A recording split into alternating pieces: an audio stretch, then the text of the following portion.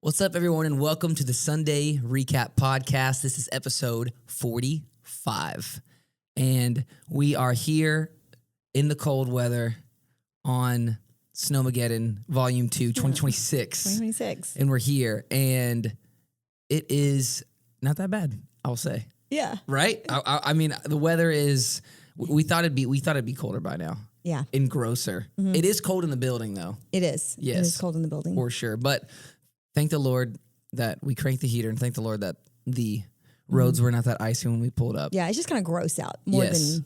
It's the worst kind of cold because it's like rainy. Yeah. You know what I mean? Rainy cold. But it makes me feel like what it'd feel like if I lived in New York, which I know is probably way colder. Yeah. But I have a friend flying in this week from Indiana, and he's like, are y'all serious right now? I'm like, I know. We're weak to it. We're Southerners. We just... Listen, Texas is built different for a lot of things, but not it's our cold week. weather. It's our kryptonite, okay? Yes, This is where it is we're cold weak. weather. But we weathered the storm, literally, and got here today for such a... And by the way, we are recording this on Sunday, like right after the message. Like, Yeah. She's wearing the same outfit. I'm wearing the same outfit. Yeah. Give or take a jacket. Yep. But yeah, we're the same. You picked one up. I've taken one off. Exactly. Let's clarify what we're going into. This is good. And that's clarity. Clarity. This message, you have been on, let's just say, humbly, you've been on a run recently, all right, since the new year. It's been really good.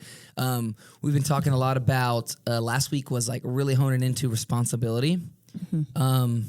And I think this, and you give like little Easter eggs like in each message. Mm-hmm. You know what I'm saying? Like, I think, what was 2 weeks ago before roles and responsibility? It was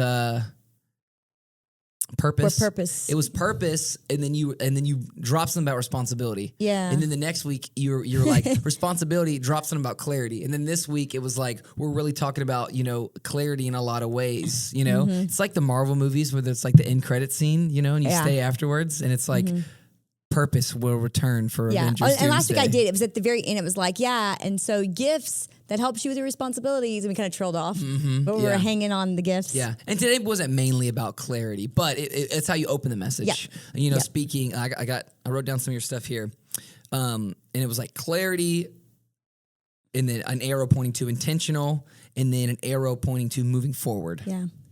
I really liked that. And I think it's true. I think that we can all accept that truth. We can all accept the truth that, of course, clarity will help us be intentional and move forward. But what you said afterwards, and Mike Flores, fan of the podcast, he always talks about, he's like, you give some people your notes. Yeah. And you'll be like, and I'm listening and I'm reading her notes, and she'll say something, and I'm like, that's not in there. I know that's God. You know what I mean? And she's on the fly. So something that you said was when you were talking about clarity is that it creates movement, not just going forward. Yeah. Yeah. Can you unpack that a little bit more? So like I said, it's an easy truth for us to go, okay, clarity in our lives from God equals movement, right? Moving forward. And you're like, no, it's not just moving forward. What do you mean by that? Yeah. Well, I think we tie positive growth towards only moving forward. And cool, Pastor Steph says clarity is going to move us forward. During this movement, it's like, it might not be forward. Yeah. Clarity might move you backwards. Yeah. Clarity might actually not move you at all. It actually maybe will stop you and build you. And sometimes that's our problem, is we're so busy trying to move forward that we're not really even seeking clarity. We're seeking movement before we're seeking clarity. And movement maybe has a lot of different phases. Yeah. And I think probably the reason this message maybe right now is maybe penetrating so well is because my experience, like it really is my life of trying to find purpose and trying to find responsibilities and knowing all the Christian vocabulary that supports significance and vision and purpose. Without vision, people perish. And, I can do that for days. Yeah. But if we get lost in all of that Christian vocabulary can give us all this hype and not really understand us in the grand scheme of God's purpose and really submitting our lives, offering them up as a living sacrifice. Yeah. All of those words are hype, but they're not really clarity. Yeah. And they're definitely not movement towards what God's called us to. Yeah. So playing in that, I'm living it out. And those who know me well, when I get on something, I'm like a dog with a bone. And now I'm like, oh man, the Lord begins to reveal it everywhere. So probably in every conversation I'm in the past few weeks, it's been, it's a clarity issue. We're misdefining that word. We're misdefining this relationship. There's an expectation here that's not quite the right expectation. There's a quote that James and I use often, and it's unmet expectations breeds contempt. Yeah. And sometimes I think we do that even with the Lord. We have this expectation of what our life should be and things to be happening. Right. And then we breed contempt towards him. And he's like, no, you're the one not meeting my expectation, if we're honest. So it's a humbling experience. But it's when we're in alignment with the Lord, it's been easy to preach this message, because even though maybe it's hard to hear and challenging, it sits right in the gut. Yep. No, I think so too. And it's what you're saying as far as like, you know, this movement that we see, like we understand the idea of clarity. We understand the idea of movement. Actually, we can move so far in the world standards, but be dead in our tracks in our spirituality. Yeah. You know? And that doesn't feel good. You can continue to escalate. Yeah. But if you're not actually in your purpose under God, then it doesn't feel right. It doesn't feel good. And you'll keep chasing. So you're just like doubling down on the wrong path. You'll just keep going on it. And it's hard because now you're even stuck in it. You've built this identity. You've built this burden that wasn't what God called you to. And now you're unfulfilled and you're stuck. And you can't tell everybody you're stuck because everybody's thinking you arrived. You made it. Yeah, you had this message, I think it maybe been this time last year, but you were talking about your plate, right? And God being like, and you being like, my plate's full. And you used a lot of that verbiage in today's message, but you were like, my plate's full. I think you got a prophetic word maybe, or someone got a prophetic word. Someone got a prophetic word, that you heard of this, and it's an awesome story. Maybe you can tell it in a second. But like, the idea of our plate being full and it being like, no, I actually want to, God's like, I want to expand your plate, not make you take things off, you know? And the reason why I'm bringing that up is because you're speaking on this clarity, and sometimes God doesn't want to take things off of our plate. You know, I think you spoke a lot on today of like, there's some things that you're carrying on your plate that you shouldn't. Right? Or in another way, there's things that are carrying on your plate and you think it's so full, but God actually is going to bring clarity, and it makes the plate bigger so you can actually carry more. That's speaking to me personally in my life right now. There's been so many things for me. We've talked about it too. It's happening a lot with our church staff that it's like, man, I got a big list of things to do. I personally had a mindset for a long time of, and let me go ahead and say first, I believe that this was the mindset I needed to have for the season that I was in. Sure. Yeah. But my mindset was, I have one thing to do, and I'm just speaking at work here. I have one thing to do, and that is, manage the creative department. That's all I can do. I can't add another thing. I can't add social media. I can't add, leading worship. This is just for me. I can add all these different things. Like I actually need to take breaks from those so I can focus on this, and now in this season, it's like that has become not less work. It's actually the creative department has become more busy. work. Yeah. But there's so much clarity in what I'm doing now that it's actually easy for me. And I don't want to say easy as in like, this is whatever. I'm just saying it's a burden, but it's a passionate burden that I carry for all these different things and being able to add. And I know that's not just me. I know there's many people that are in that season as well. Maybe you can share that story of that prophetic word real quick. Yeah. Well, I'm going to share two stories because that brought me to another cool story I heard. But it was Jen Johnson, who's from Bethel Music. Yeah. And at the school that they have like a small Christian school on their campus. And this particular day I think it was like Mother's Day or something. So they were going to have all the moms come in to celebrate Mother's Day. And that day she was on her way into that school thing. And it was just one of those days that everything is just hitting. And I can get it from mom mode. It's like you got all your mom responsibilities, plus you're carrying ministry responsibilities and personal things, just so much going on. And she was kind of going in a little bit complaining in her heart to the Lord, just God. And she really told God, like, I have too much on my plate. Yeah. And so at this Mother's Day party, what they were doing is they would bring the moms in and they'd actually kind of have them sit like in the mush pot and the kids would gather around them and pray for them and pray encouraging things and give them encouraging words that they felt the Lord was telling them to tell these moms. Right. And so when she sat down, this little boy's praying and he's praying over her and he's like, man, I'm praying for you. And what I see is I see a plate. And she's like, yeah, well, I just said that to the Lord. You open your eye in the prayer? And I see a plate, and the plate is just so full. The plate has stuff just everywhere on it. And she's like, oh, this is the moment. God's going to be like, and you're released from the plate. And the kid goes, I see this plate, it's so full, and God's saying to you, I want to give you a bigger plate. And it was so humbling from her because sometimes that's what we think. We think, I have too much, God, take burdens off. And oftentimes, it is a telltale sign of you got stuff on there that he didn't put. Yeah. Or actually, you've got good stuff on there, and it's time for him to give you a bigger plate, and you're resisting because you think more is the problem, but more responsibility actually gives you more a bigger plate. You know, you see that with budget. You know, we've been doing budgeting here. Yes. And I'm like, hey, Kate, we're about to slide some stuff in y'all's department. Yeah. And it's going to be a lot more. Yeah. But that means you get an expansion on the budget for the department. So you're like, oh, and okay. you're like, okay, I think you just tricked me, but I think that's I think it's good. But the second thing I was going to tell you is there's a guy that really has been such a great resource for our ministry. He's really great friends with my dad and even James and I, just such great counsel and wisdom. And he has a couple ministries he runs, and he's a businessman. He's run all these ministries. And I look at his life and I'm like, I don't know how he does it all. He has so many affiliations here in Texas and in Indiana. He's going back and forth all the time. And we were visiting him one day, and he said, you know, when it's God's alignment, you'll find that you've got so much going on. But when it's in alignment, it all will just kind of flow together. And he's like, and you can actually do more easier because there's a flow.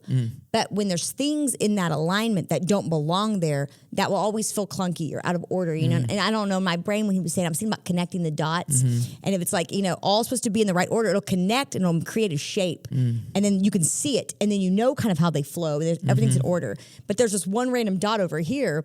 No matter how many times you draw it and try to connect that dot, that shape will never be able to be actually felt and understood if that dot is not part of the picture. And sometimes we do that. We have these dots in our life, things that we want, our goals, our dreams, our things that we say are important.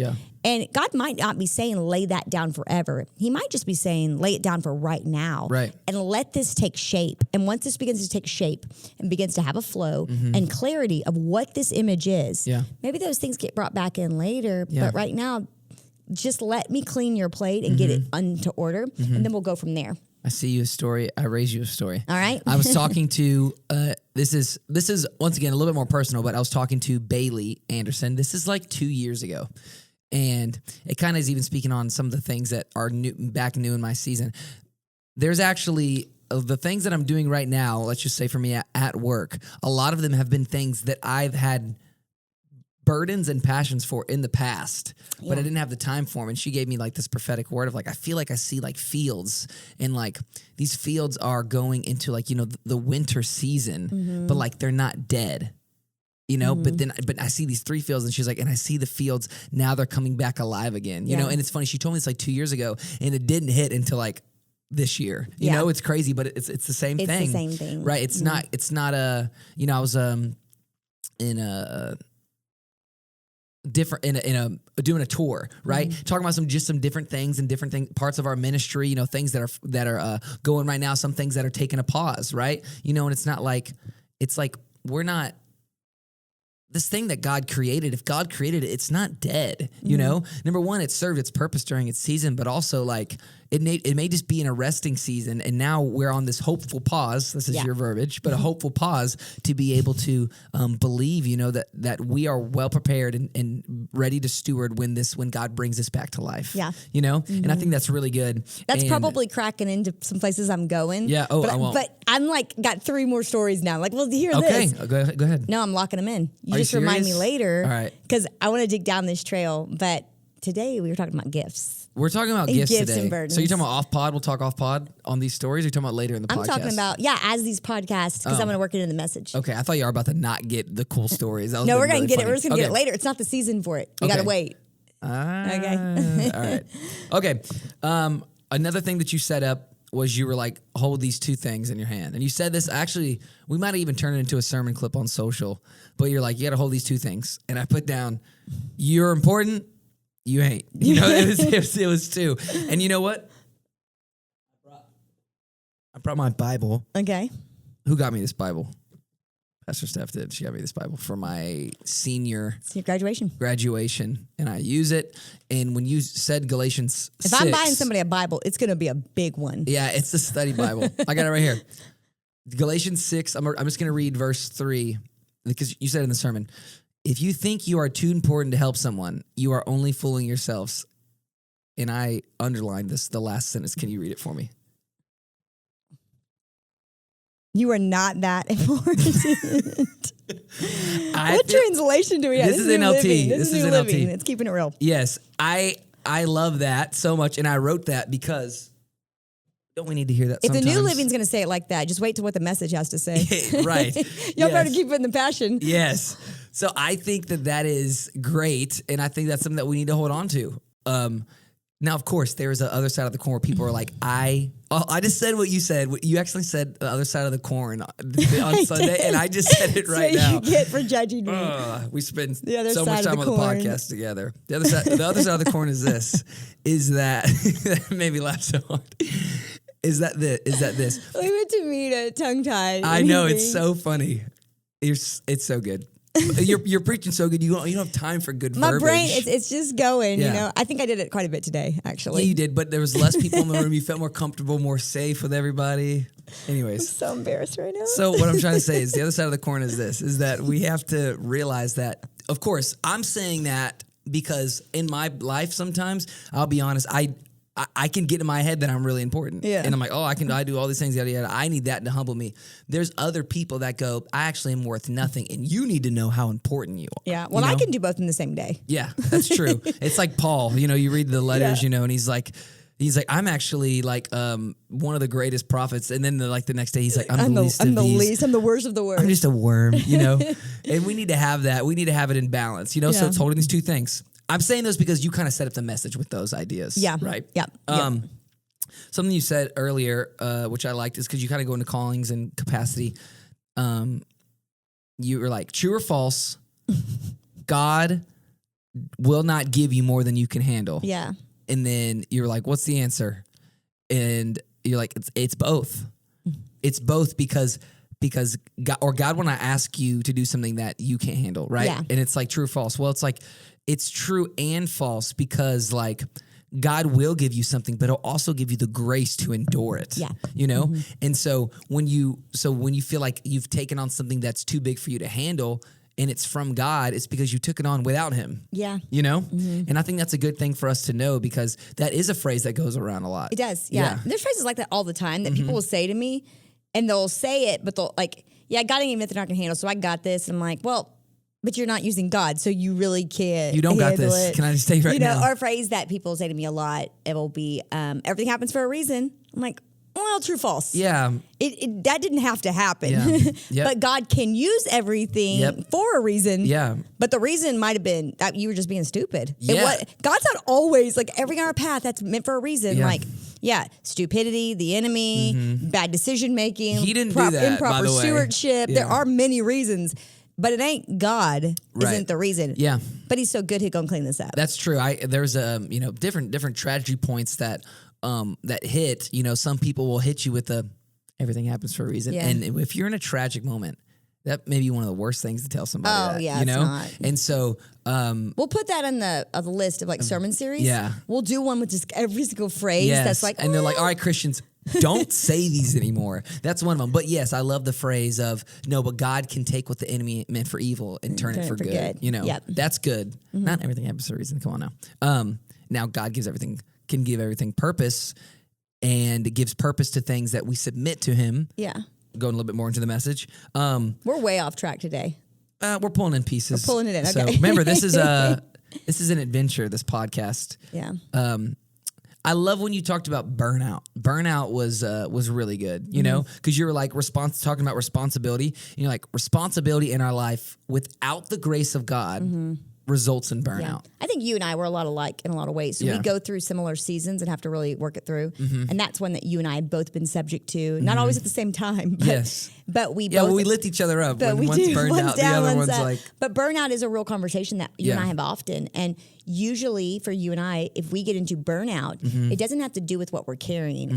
It has to do with how we're carrying it. Yep. And that's when we really get good. in our head, and so God kind of takes us in seasons of like, I'm going to nerf you. Yes. So you can't do anything. Yeah, you're like, I can't even use my hands right now. Yeah. And so we both kind of went through a season. And I think it was actually a season for our church a little bit where God was wanting us to rest. But instead we all felt a little nerfed. Yeah. Like, don't know. I could normally do so much Yeah. more than this. Because we were doing it on our own strength. Yeah. And he's like, no, you've got to learn to rely on me. Independence, yep. And I think God's taken me on that journey for the past 8 years. And so I'm getting, I think, smarter every time around the block. But every time, once in a while, I feel that burnout. And it's like, oh, I'm doing it on my own strength. Yep. I'm setting objectives or standards that God's not asking of me, but maybe my pride is, or I want people to think I did a good job. Yep. That's a quick check to be like, okay, I'm burnt out. Let me go back. Let me troubleshoot where I was, because I know that if I'm feeling burnt out, I got to go check and see, is the thing that I'm burnt out on from God? Yeah. And if it is, am I doing it with his grace? Yep. You know? And no, go ahead. You had something. I was just saying, God builds our order. Burnout's not something that we should be experiencing. Yeah. He builds rest into the system. The every day is built with rest. You've got the sun opens early and goes late at night, and then when it goes to, that's when we're supposed to rest in the evenings. Yeah. We rest in our week. There's rhythms of rest, and so when we're in burnout, we are not acknowledging rhythms of rest a lot of times because we're so busy trying to achieve, right? That can be part of it. Or the burnout again, it's like we have more on our plate than we should. That's not supposed to be there. Yeah. But when we're in the grace of God, there's just a better rhythm. That doesn't mean there's not busy seasons. Yeah. Right now, you and I are in a busy season. Yeah. I actually had one night last week. I slept for 45 minutes. Yeah, you told me that the next day. I was like, bruh. But I was still here and I was still in my flow state. But it was purposeful. But it was purposeful, and it didn't feel like burnout. It actually, God was giving me grace. He'll give you the with juice things in that extra seasons that you need it. Yeah, I was in the juice. I was in the juice. sweet spot. I was in flow state. But God does that. But when we start experiencing burnout, that's a telltale sign that we're not under provision, and that's what we should be auditing. Yeah. But when the world says we're in burnout, that means you cut things off. Clear off the plate. Right. Well, when I start clearing off things God has meant for me, I might just start dismissing myself of responsibilities. You're actually in disobedience at that point. Right. So that's not bad. We should audit our plate, but we need to make sure we're auditing it through God's audit, not our own. Let's do the healthy food thing, right? So you've been to a cookout, you've been to a buffet, whatever it is. You go and you grab all the things that you need, right? And you're like, all right, so I got my proteins, I got the veggies, I got the sweets, there's a candy bowl somewhere, I got some of those. And then you'll look at your plate and you go, dang, my plate's overflowing. And then you'll start taking off the protein and you'll take off the veggies and you'll be like, I just got dessert and sweets left. You know what I mean? And that's not checking and seeing, you're not asking God what you should keep on that plate, And so when we're in bad shape, we usually get rid of the good stuff and keep the bad stuff. Yeah. We're in week 2 of the flu. We're just person gets it for a week and we pass off. I think Pastor James might be the one next on the list. We'll see. We're praying healing in the home, but we are 2 weeks in, and it's so funny. It's like my kids, and when they get sick, it's like they have the ultimate pass on what they can eat. So I'm so sick, I can't eat anything. I just really feel like Skittles right now, and it's like chips. I'm in such bad condition. Yeah. But if I can only do one thing, I want to take something that's gonna be what I want instead of what I need. Yeah. And we do that with our seasons and our time. Yeah, because you're like, if I'm sacrificing anything, it's the thing that I don't care about sacrificing, you know? And we call it like self-care. Yes. Yeah, we're messy. But anyways, one of your points that you were talking about is grace coming custom to us. Yeah. Right. We have grace that's custom, and then in parentheses to you. Right. Yeah. And it's custom to us. And I think for me personally, that's more on the lines of quit looking at other people. Yeah. It's not just like, because I think you can hear grace is custom to you and you go, oh, it's custom to me. I got my own. It's like, yeah. So quit looking at other people and being like, why can't you do this? Yeah. I think that's really good. Or looking at people going, I wish I could do that. Yeah. If you had like a custom tailored suit for a female, like a dress, a gown. Yeah. That is only going to fit you like that. If somebody else puts it on, they are not going to look as good as you. And you asking them to wear that is not for them. And vice versa. If you're looking at their suit, their custom gown, you're like, oh, I wish I could wear that. It ain't going to look that good on you. Yeah. It's not for you. Yeah. Your grace is for you. Yeah. So you can't be comparing it to other That's people. good. We do that a lot in church. So we need to stop pointing at people, and their grace, like you're saying. So my question is, how do you recognize that you don't have a grace? Like, what's a good indicator for me to go, I don't have the grace for this? Yeah. Where do I find that out? Because I think there's a balance that everything that's hard in my life, I don't have grace for. Yeah. You know what I mean? Yeah. Oh, I think, we kind of later in the message, we talked about gifts or burdens. I think it'd be like, well, what category are we talking about? Yeah. Because sometimes we have a problem because we don't have grace for that gift. Yeah. And sometimes we don't have grace for that burden. Yeah. I think we're seeing what's happening with burdens in our world right now. Every single hot topic that's happening on the global level or national level is being brought before us. And there is a response that we should all take. And if we don't take that response, it means we're not as compassionate or we're not as involved. Or if we don't take a certain response, it means we're being irresponsible. Yeah. So we're all feeling this pressure to take on these burdens, these global burdens, right. or like I said, huge burdens that are happening. And most of us don't carry the grace for those burdens. Right. So when I'm taking up a burden that's not my grace, it's going to probably bring me anxiety. It's probably going to bring me fear. It's going to bring me a lack of resolve. Yeah. I actually won't have understanding or verbiage to even support that thing. I won't actually, it'll put me in a place of feeling overwhelmed from the strategy. I won't actually know the strategy. Yeah. If I feel a burden without a strategy, sometimes when God begins to burden me with things, he'll begin to open up strategies to me, right? And I'll be able to see solutions. So if I don't have solutions, I'm usually carrying a burden I don't belong in. Right. And then giftings. Or it's not time. Or it's not time, right? Or giftings, we get into, well, what's the fruit? Yeah. And if it's really my gift, I didn't use a scripture, and it was in my notes. But the scripture says this. It says that your gift will make room for you and place you in front of kings. Yeah. Or sometimes it says people of honor. Yeah.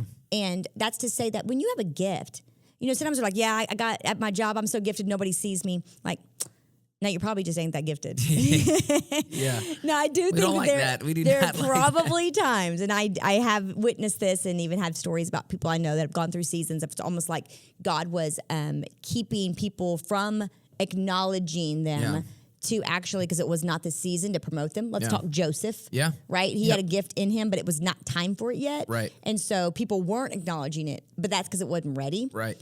But usually, if you're not seeing the fruit of this gift you have, it's either you ain't got the gift or you ain't ready. But what we tend to do is we tend to blame it on everybody just not seeing us and overlooking us. Yeah. And we'll keep hopping to places until someone does see us and recognize us. Right, Yeah. right. And oftentimes we'll go to the new place, and at first it feels like they're going to. They're like, oh, everybody sees me here. And then in like 2 weeks, they don't see you no more. Yeah. So you gotta go. Yeah.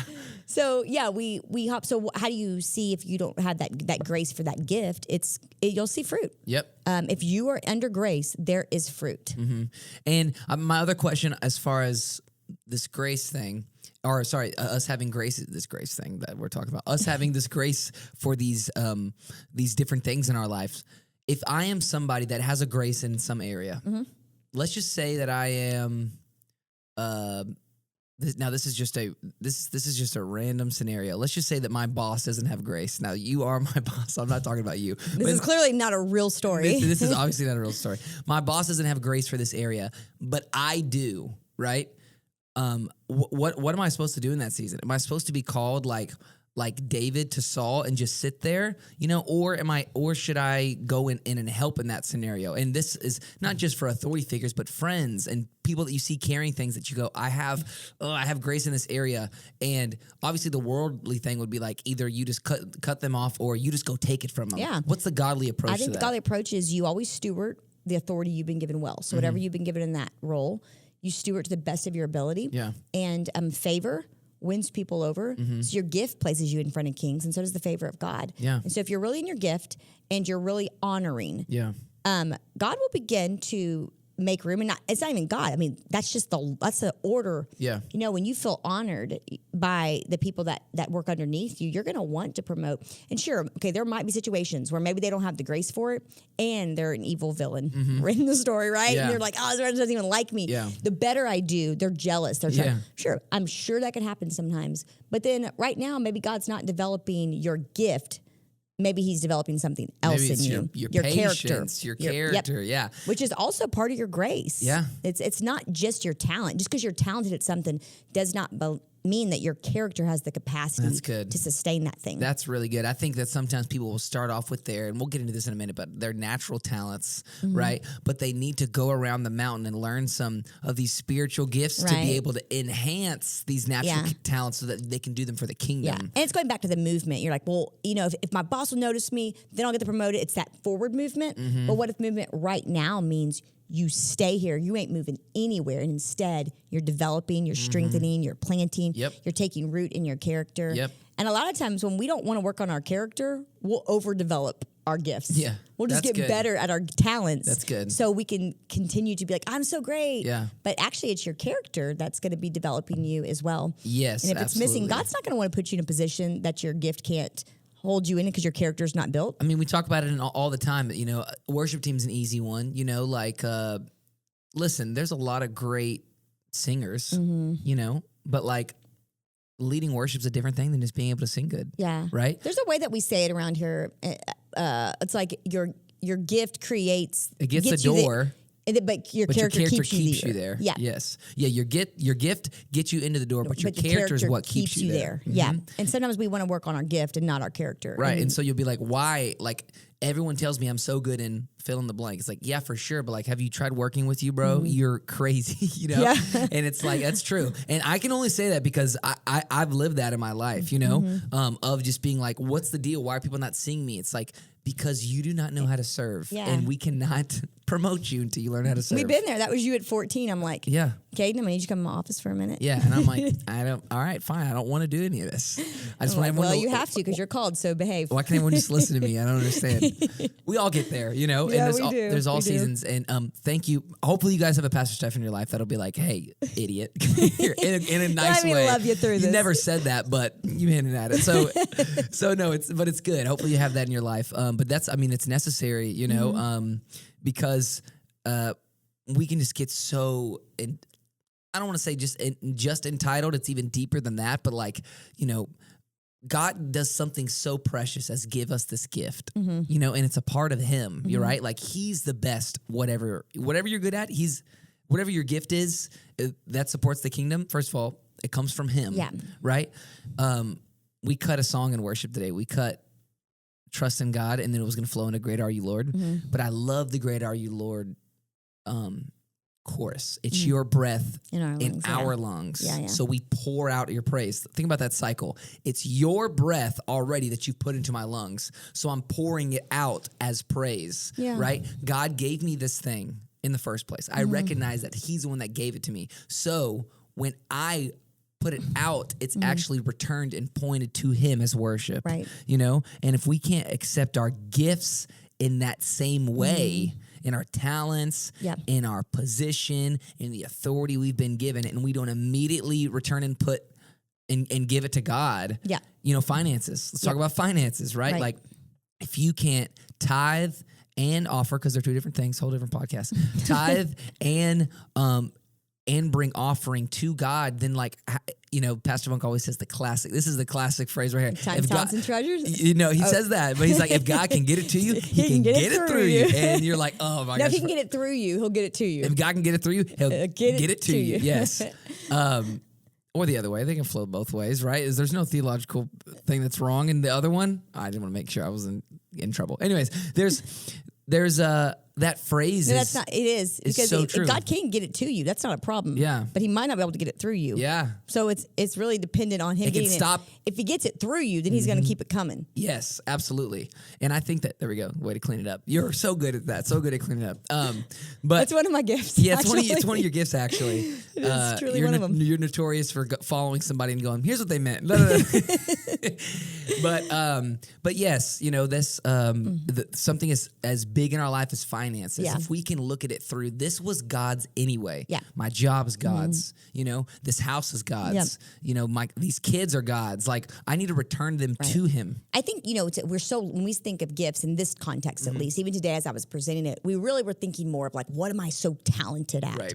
But that's easy. It really does go beyond your talent. A gift can actually be the resources He's given you, the finances He's given you, the house, the car, the opportunities He's given you. Those are gifts too. They're just not talent based. Yeah. But there are things he's giving you to Yeah. carry your capacity, where you are, the breath in your lungs. Yep. That's a gift. He needs you breathing to do the thing. And I think that's a skill to look at it that way. To look at it that way. But let's go back. We were kind of leaning into character, because character is also a gift that he gives you. Yeah. And sometimes it's a gift that's not developed, but it's within you. And can we clock you for a minute? Ooh. Can we go back to 14-year-old Caden? Go ahead. Can I do this journey? Go ahead. It's good. My life's an open book anyways. Let's do it. Well, I was thinking about you and just your character. You're always have been so talented. You're so creative, and you've always been great on stage. I mean, we were at 14. We're like, go ahead, you can run podcasts during COVID. Yeah. And you can pick what goes on them. We were idea. giving you so much responsibility because your talent was there. But we was trying to get your character to match up to your talent. And I remember one of the things that would be like, Caden Cunham office would be like, hey, you got to be inclusive. You got to, when you're getting to be in these positions and you're getting to be on stage, you got to represent the body of Christ. So be an includer. And you actually were gifted in that area. What you weren't is developed in that area. That's good. And by you not recognizing that character was just as important as talent, you would have continued to increase talent, but not gifting. And here in this season, I think one of the things that has made you so valuable isn't your talent, which is great. That's a cherry on top. That's some sprinkles. But you being able to actually be a person that actually is a unifier. And that's something one day I think I told you, I was like, hey, listen, I really feel like the Lord is saying on your life that you're a unifier. Yeah.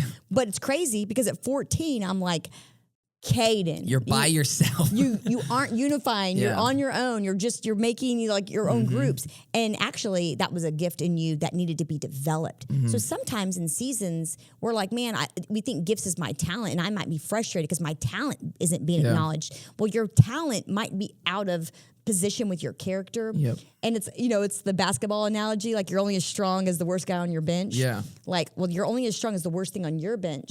So sometimes the movement's not coming because we got to pull up the slack. Yes. But as you have pulled up the slack in your character and God's really begun to develop you in that area, God has made more room for your gift. More responsibilities come, more authority, capacities increased, the plates increased. Yeah. But they had to go together, had to move all of it forward. Y'all get y'all somebody like Pastor Steph in your life. Let's go. I just got a YouTube therapy session. Let's do this. Live.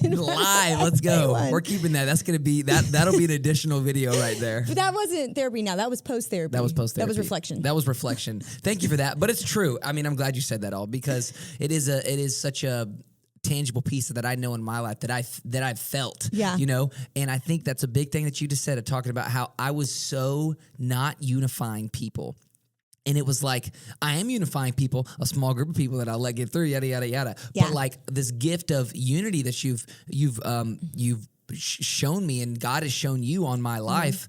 You have the gift of unity. But it started as the enemy using it for disunity. The gift of disunity. The gift of disunity. So Yeah. I even think you can look at different people. You can look at yourself in your life and you go, man, that person is such a whatever, and it's a negative thing. Well, they might actually have a gift to do the flip version of that. Yes. Right. But the enemy's got a hold of it right now. Right. Well, and that's why we have to have spiritual eyes to see people. It's Yes. part of our responsibility as Christ, Yes. right? That we can see people not as we see them, but as God sees them. Yeah. And if we will, we'll hone in and we'll be able to encourage people Yes. in whatever they are carrying in their capacity. Yes. So good. Gifts are, or grace comes in the forms of gifts.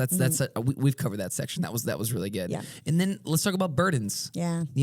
Grace comes in the form of burdens, and like it just doesn't make sense off of just your point. You know Yeah. what I mean? If you were to go, all right, y'all, here's what I'm preaching. Here are the points. Figure out the message. I would look at grace comes in form of burdens and go, I don't know where she's going with this. Yeah. But I think you did a really good job of unpacking it. I actually got to use a little bit of it. I'll let you break down a little bit more, but I stayed after service. We had a Belize team meeting for everyone going to Belize, and so I stayed afterwards, and I was like. And I didn't need to know any information because I'd already spoken to Pastor Bunk and everything, but I felt like God being like, go in that room. So I went in there in room 2-5 and they were talking, and I realized why. It's because Pastor Bunk's up there with the burden of Belize and the burden of going to this country. And he's going, I want to thank you guys. And I raised my hand in the back of the room. He's like, Yes, Breezy, which is his name for me. Breezy, you got anything to say? And I'm like, yeah, can we talk about the burden that Pastor Bunk has for Belize? And everyone's like, yeah, but it's true. I think that's a good example. Pastor Bunk has this burden for a lot of things. He has a lot of burdens for things, but he has this burden for Belize, you know, and that's where he's passionate, you know. And I also love what you were speaking about. That's what a people can be frustrated by. You can find that right there through frustration. Yeah, that no one gets it. No one understands it. And or the not stepping. That's really true often. Yes. Yes, for sure. I think that you referenced Pastor James, and I'll give it a little bit more. Maybe we'll put in the link, maybe we'll put in the bio Pastor James's YouTube channel to the spiritual giftings continuing ed class, because it was really good. And so that'll be in the bio. But yes, he spoke on that, and I love when he spoke about you can tell people's ministry giftings by their frustrations, you know, and the church should be doing this. And you go, great. We'll see if she listens. I don't think she does, but shout out Abby Padilla. When we first started the internship we had running through here, Abby would always be like, hey, y'all should, and like it would be this hand motion, you know, be like, hey, y'all should, and then Pastor would be like, hey, time out, no, you are us, you know, it's not y'all should, it's so what should we do? It's you, you know. It's like people coming up to Pastor James being like, hey, y'all should do this ministry. Okay, great, go ahead. How can we support you? You know. And I think that's true. Like, so many people have passions and burdens for different things. I know a lot of people, even shout out Demetra helping out with Rainbow of Hope, you know, and Ann too, right? They're like, that's a burden that they have. And she didn't just sit there and go, man, I wish someone would do more. You know, it's like, and there's the frustration, you know, of us getting into whatever burden we carry. Everybody should carry this burden. If everybody could, you know, I can't believe people don't care about this. Well, you're carrying that burden. They're carrying that burden, and we can all carry the burden we're supposed to carry. It makes up the body. Yes. I can't believe people don't care about this. Like, it's so funny that we can get such a passion for something, and then instead of just going and front running that passion, we just look around and go, look at all these people who don't care about what I care about. You know? We definitely we waste so much time with our passion getting mad at people for not being as passionate. That's wild.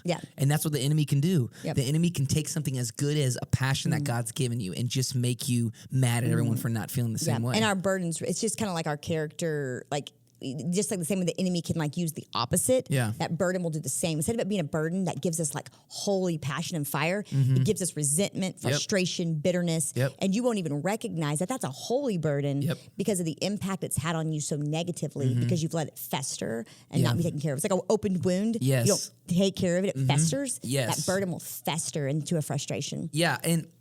And I want to talk about David's temple for a second, because I felt that when you were speaking on like having a passion and a burden for something. I feel like David in the Bible, King David had a burden for building God a dwelling place.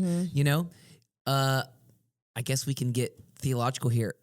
My question to you is that a burden put in his heart by God, or is that something that David had himself and he was like, God, I want you to have a resting place? Because I think there's some verbiage of God being like, I'm everywhere, dude. And he's like, no, but I need you here. I think this reminds me of, I think we kind of talked in this lane a couple podcasts ago, just about like, once we really know God, as we were doing like the producer and the actor, right? Like once you've really aligned yourself with the Lord, you will begin to have burdens that he necessarily didn't even place there, but they're so in alignment with burdens he carries. Actually, we're going to talk about this in the next few weeks. Actually, next week, I think, assignments. And what's assignments? Sometimes we're in assignment seasons that underneath God, and sometimes it's permissional assignments that he's like, hey, I see that's a burden to you. Let me support your burden. And I saw it was for David. David loved the Lord so much. God didn't really give him an assignment to build the temple. But it was such a burden to David that God was like, all right, I'm going to start sending you resources so that temple can be built. But God's actual assignment was for David, was for him to actually host the presence of God in that tabernacle and give us the model that we can follow now. I mean, how cool of it to be in your relationship with God where you're at that point. Right? How awesome is that? God's like, all right, bro, you get the pen this time. What are you writing down? Like, all right, you're up. What do you want to do? I'll help you today. Yes. I mean, that's so cool. Awesome. And, you know, that's only, you only get there by just spending time with God and, you know, developing. I heard a pastor say, I'm hoping that this generation coming up is developing relationships with God behind the scenes in the secret place. You know, like get you a history with God in the secret place. That's what he said. And I was like, oh, that's so good. And I feel like that is the result of that. It's not just what you do. in community works and what you do on stage, like it's that really only comes from intimate relationship with God, just you and Him. Yep. That's a sidetrack, but I really enjoy that idea. So, anyways, it made me think of David when you were speaking on having a burden. I want to talk about another thing you spoke on burdens of, which is the denial or dismissal. Right? Like it's your fuel when it's recognized, but your frustration when denied or avoided. We can get real turnt when we're not. It's kind of what you're saying, like not being seen. That idea, like it's the same way. Like it can be fuel or it can be frustration. Yeah. So what do you do when it's not being? How can you continue to be fueled when it's not being seen? What do we do as Christians? And I think that it's kind of going back to what you were saying about when I asked about what happens when you have grace and someone else doesn't, right? It's like you just have to steward what's in front of you. Yeah. You got to steward what's around you, and you have to be able to not let because I think there's a balance of with my platform, right? Let's just say everyone has their own platform. But people are also subscribed to other platforms, right? And so if you really feel a calling from God and you try to incorporate it into your platform and it says no, but if you feel that burden, is it disobedience to either or if you go and do it on your platform, not this? Does that make sense? If you have something, if you feel a burning and desire from God, and you have, let's just say that you are working at a church, and you feel like, oh man, I feel like God really wants me to do this in this season, and you go, hey, I want to do this, and your pastor's like, I don't feel like we're called to that in this season. Our church is. Are you in disobedience if you don't do that and you wait, or do you need to go do it on your own time? Oh, I see what you're saying. Yeah. Well, I think that if you're underneath authority, it could be it doesn't have to be a church, it could be the workplace, but everything you're burdened by, there is a proper flow. Right. And so when you go, oh, well this burden's important to me, I'm going to come outside here and do it. Sometimes I actually run into that here. There'll be things that people are wanting to do, and but your burden will be hand in hand with your influence. Yeah. And and maybe it's something your influence will grow into. Yeah. But you can't ask someone else's influence to carry your burden. And you can, but Pastor Steph, say that again one more time. That's good. Yeah, and I think that's what we do. So even going back to the example you were having earlier, I'm at my work and I had this gift, I had this burden, my boss won't let me. Well, he has influence that you don't have, and you're looking for authority, an influence that you have not been given. Yeah. And so your burden will go hand in hand with the authority and responsibility and the influence that God has given you. Yeah. And the more that you steward that burden, maybe God opens that up. Yeah. And so I can't take a burden that I feel individually and then ask for that burden to be represented corporately. Yeah. Just because it's important to me doesn't mean it has to be important to everybody. Yeah. But if it is important to you and you do a good job stewarding what you have, your gift, your burden, will make room for you, and it will draw people to you. Yeah, that's good. That's really good. And really, the collective church should be lots of people carrying lots of burdens. You know, we talked about Rainbow of Hope a minute ago. Yeah. And that was a burden of somebody inside of our community. It wasn't something that the church had to carry the burden. Yeah. They felt that call. And so they went and did that. And because of that, because they stewarded their call well, it actually brought people from the church to go, oh, we want to help that too. Yeah. And let us partner with them. We partnered with them. But sometimes we want other people to carry our burden with their things. Influence. That scripture in Galatians, it's Galatians 6, and it's talking about burdens and loads. And I really like, I use it so often.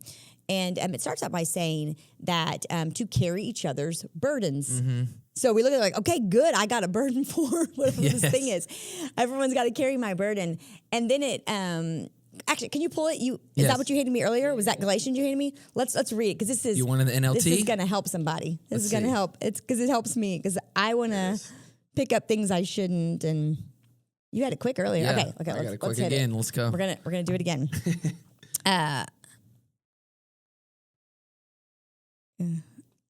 Okay. Share each other's burdens. Okay, that sounds good then. I like it. This is like where this is going. And in this way, then you obey the law of Christ. Even better. So if you think you're too important to help somebody, you're only fooling yourself. You're not that important. So that means go help people with their burdens. Right. Why aren't you helping? With them burdens? But then it says, pay careful attention to your own work, for then you will get the satisfaction of a job well done, and you won't need to compare yourself to anyone. For each one of us are responsible for our own load. You just told me I'm supposed to help everybody with their burdens. And now you just flipped it and you said each one's responsible for their own load. Yeah. Well, if you go and you translate that into the original Greek, when it first says to help each other through burdens, a burden is something that's bigger in this context, the definition of it. Yeah. Something that happens bigger than we can handle. My house burns down. I am having a situation, the season of my life, maybe somebody in my family's really sick and I need support. It's the things that are outside of what we were meant to carry. Right. When hard times happen, we help each other. That is how we carry each other's burdens in this context. But our load is what is specifically designed for us. I like to call it what's in for your backpack. So in your backpack, you have things that you're responsible for. Right. And in today's message, we're using the word burdens. Yeah. You've got burdens in your backpack for you. The burden of your kids, the burdens that you feel for maybe something God's put on your heart. Those are your burdens. Those are your kids. Those Right. are your backpacks. Those Right. are your responsibilities. Yeah. If things are out crazy and something happens, it is my responsibility to come help you carry that for a second. Yeah. But anytime I begin to take your burdens designed for your backpack and I begin to put them in my backpack, what happens to things in my backpack? Yeah. I got to put those things in someone else's backpack. Or Right. put them on the ground. Yeah. So it's important that we understand that sometimes we're going to have burdens and gifts and responsibilities.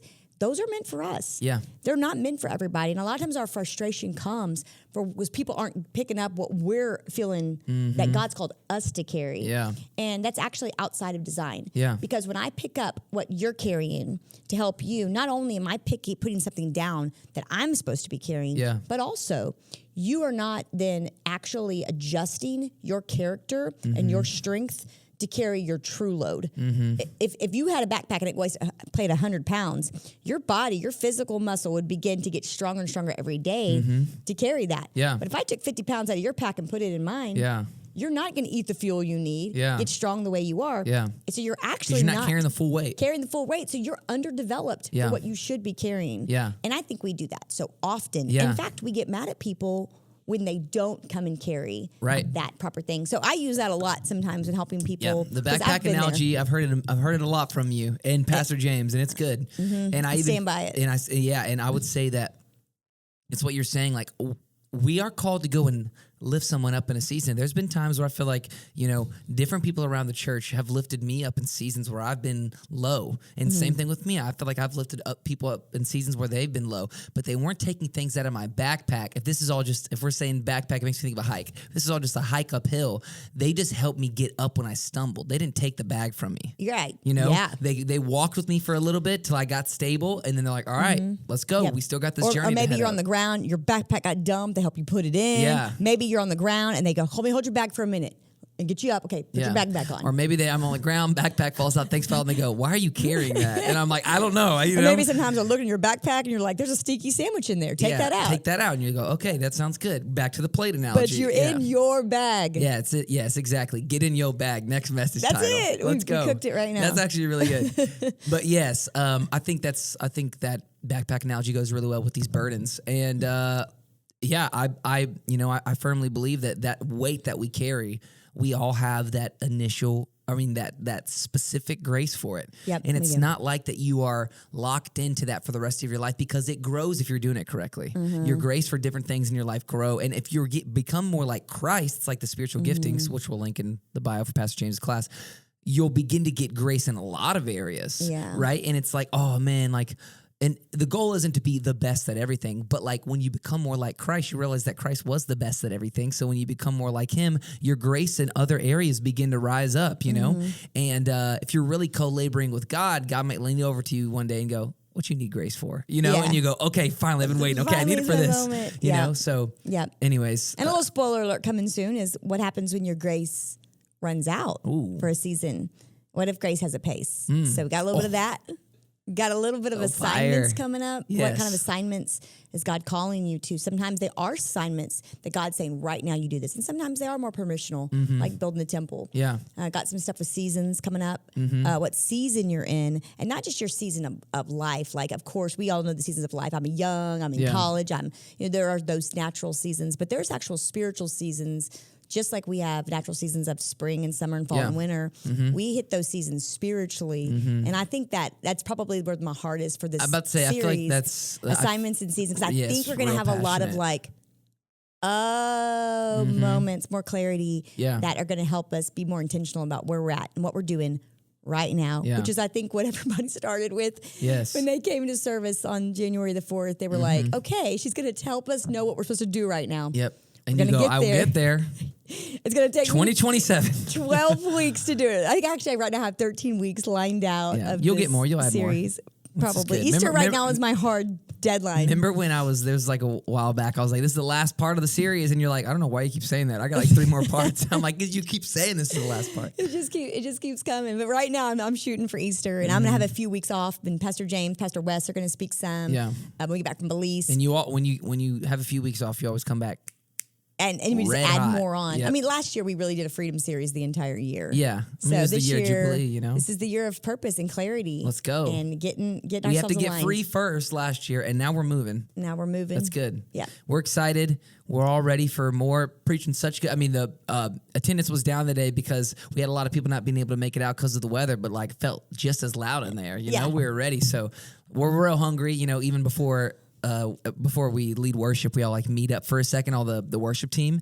And I'm praying before we go out, and I'm like, Lord, we thank you so much of the people that came today, Father, that they're hungry, Lord. So let's eat.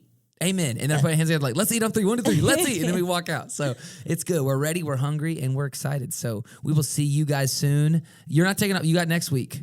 I got next week. So episode 46, we're going to talk about, no spoilers, is assignments, but we're going to go into it. So we'll see y'all next week. If you want to check out full messages, you can find us at LS Church on all podcast platforms. And you can watch full services with worship at LS Church Alvin on YouTube.